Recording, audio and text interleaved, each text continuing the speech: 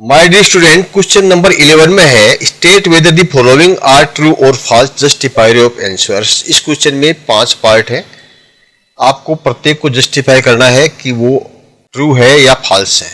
तो देखिए फर्स्ट में क्या है कि tan a का मान हमेशा 1 से कम होता है। देख लिए आपने एक ट्रायंगल बना लिया, ये A, B और C। ओके, अब tan a यानी इसका tan a क्या होता है आपको पता है, tan a opposite upon adjacent, यानी सामने वाली भुजा यानी CB अपॉन AB, ये होता है tan a। तो tan a जो है वो हमेशा 1 से कम होता है। ये आप कैसे सिद्ध करोगे? देखिए हम ऐसे सिद्ध करेंगे कि मान लीजिए कि आपका जो ये है AB जो है वो 4 सेंटीमीटर है और ये 3 सेंटीमीटर है, तो ये कितना होगा? देखिए 4 चौक 16 प्लस 3 3 9 यानी 25 का अंडर रूट यानी ये 5 होगा। ठीक है, इन दोनों का स्क्वायर किया तो हाइपोटेन्यूज आ जाएगा। इसी तरह से आप कोई भी सब मान लीजिए मान, इन दोनों का स्क्वायर करके यहां जो आएगा वो इन दोनों से ज्यादा आएगा। अब देखिए इसका मतलब क्या हुआ कि CB कितना हुआ? CB हुआ आपका 3 और AB कितना हुआ? 4। तो 3/4 ये क्या है? 1 से कम होता है। ठीक है, 3/4 यानी 4 में से 3 यानी पौना। ठीक है, तो ये 1 से कम हुआ, तो ये आपका क्लियर हो गया कि ये हमेशा tan a मतलब ये हो गया आपका CB अपॉन AP यानी 3/4। इसमें हमने जो माना है या आप CB अपॉन AB ऐसे मान सकते हो, CB square plus AB square बराबर AC स्क्वायर, ऐसे भी मान सकते हो आप, 3 4 नहीं मानो तो क्योंकि दोनों का स्क्वायर इसके बराबर होता है, इसका मतलब ये रिजल्ट आता है वो हमेशा ज्यादा आता है। ठीक है, ज्यादा आता है। जब रेशियो आता है तो रेशियो, ये दोनों रेशियो का जो योग है वो 1 से कम आएगा। क्लियर? 1 में दूसरे का भाग देंगे। ठीक है, ऑपोजिट वाले में यानी CB में CB अपॉन AB जो है हमेशा ही 1 से कम आएगा, क्योंकि दोनों को जोड़ते हैं तब 1 होता है, और जब 1 में दूसरे का भाग देंगे तो वो 1 से कम होगा। ये क्लियर हो गया आपका। पार्ट 2 बताइए कि सत्य है या असत्य है। sec A equal to 12/5 for some value of angle A। देखिए आपका ये कोण है ABC, इसमें ये 8 एंगल है, इसका सेक। ठीक है, तो सेक क्या होता है? SEC।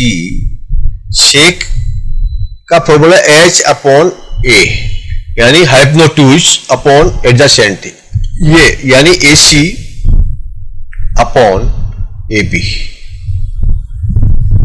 ये AC upon AB, AC upon AB hypotenuse upon adjacent, ये इसका फॉर्मूला होता है। यहां पर दिया है क्या ये 12/5 हो सकता है equal to 12/5? Is it possible? AC बटा AB यानी इसके अंदर इसका भाग दें तो ये 12/5 अगर हो सकता है क्या? 12, ये 12 और 5 हो सकता है। तो देखिए हम इसको पाइथागोरस प्रमेय इसके अंदर लगाते हैं, तो ये 90 डिग्री का कोण है, तो इसका और इसका जो दोनों का स्क्वायर है यानी AB square plus BC square बराबर कितना होना चाहिए? AC स्क्वायर होना चाहिए। अब यहां पर A कितना है? 5 है और AC कितना है? 12, यानी AB यानी 5 square plus BC square equal to AC square यानी 12 स्क्वायर। ओके, तो हम कह सकते हैं कि BC square is equal to BC square is equal to में क्या आएगा? 12 144 और ये क्या आएगा? माइनस हो जाएगा 5 का 25 यानी 119। तो BC स्क्वायर 119 यानी ये जो आएगा ये अंडर रूट 119 आएगा। तो क्या ये 12 और 5 वैल्यू हो सकती है? तो हम कह सकते हो सकती है। क्यों? कि इसमें पाइथागोरस प्रमेय का सिद्धांत लागू हो रहा है ठीक है, इसका स्क्वायर और इसका स्क्वायर करेंगे तो इसका स्क्वायर आएगा, यानी ये दोनों जो साइड हैं ये इस साइड से छोटी है। तो ए के कोई भी वैल्यू हो, some value of angle A के कोई वैल्यू के लिए ये जो है सेक ए 12/5 हो सकता है, तो इट इज ट्रू। ठीक है, हम इसको बोलेंगे ट्रू। अब पार्ट 3 में क्या है, cos A is the abbreviation used for the quotient of angle A. Angle A, B और C ये 90 डिग्री है। अब cos A कितना हुआ? cos A आपको जानते हो cos A क्या होता है? cos A का फॉर्मूला होता है A/H, यानी इसका एडजेसेंट वाला, और H यानी हाइपोटेन्यूज, यानी AB upon AC, AB upon AC। तो क्या ये cos A जो है ये कोसेंट भी नहीं होता है? कोसेंट का भी एब्रिएशन ये होता है। और कोसेंट क्या होता है? कोसेंट यानी CSC। ठीक है, ये हमने कोसेंट का फॉर्मूला क्या होता है? H upon O। H upon O यानी ये जो है आपका AC अपॉन O मतलब ऑपोजिट यानी BC। इसका मतलब क्या इसका एब्रिविएशन है, यानी ये दोनों एक ही है क्या? cos A जो है वो कोसेंट का एब्रिविएशन है क्या उसके लिए प्रूफ हो सकता है क्या? सब दोनों एक जगह होता है क्या? तो हम कहेंगे कि इसका तो वैल्यू होता है, इसका वैल्यू होता है, दोनों समान नहीं है। इसका मतलब ये जो है आपका फॉल्स हो गया, it is not true. Clear? अब आप आइए पार्ट 4 में। Cot A is the product of cot and A। देखिए ये आपका चित्र बना है ABC, इसमें ये आपका 90 डिग्री का हुआ, तो A कोट A, ये 1 डिग्री का कोट क्या होगा? कोट A का फॉर्मूला होता है A अपॉन O। याद रखने पड़ेंगे, एडजेसेंट ये वाला यानी AB, और O मतलब ऑपोजिट यानी BC।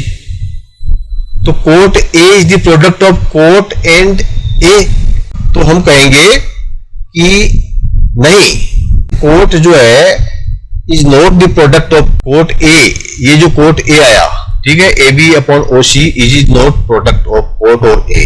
और कोट क्या है? ये है, तो क्या इसको प्रोडक्ट आ जाएगा? नहीं आएगा। इसके लिए हम कहेंगे it is a false statement. देखिए 5वें में क्या है? Sine theta 4/3 for some angle theta. देखिए साइन थीटा यानी ABC, ये जो साइन है मान लो A है, साइन A, थीटा लिख दो या A लिख दो आप, ठीक है, 4/3 है। और साइन क्या होता है? साइन थीटा बराबर क्या होता है?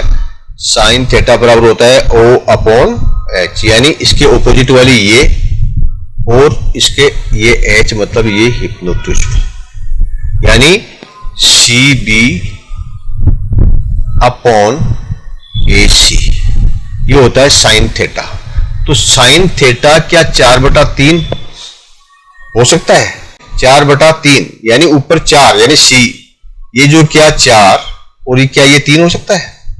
AC 3 हो और CB 4 हो। अब देखिए H है, AC ये क्या है?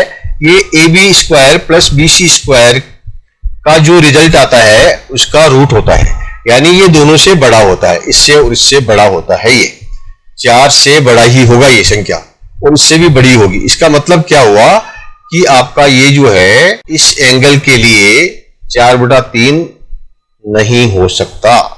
तो ये क्या है? ये बड़ी होनी चाहिए संख्या, तो 4/3 नहीं हो सकता, तो हम कहेंगे false. Opposite upon hypotenuse, we know that in a right angle triangle hypotenuse is the longest side.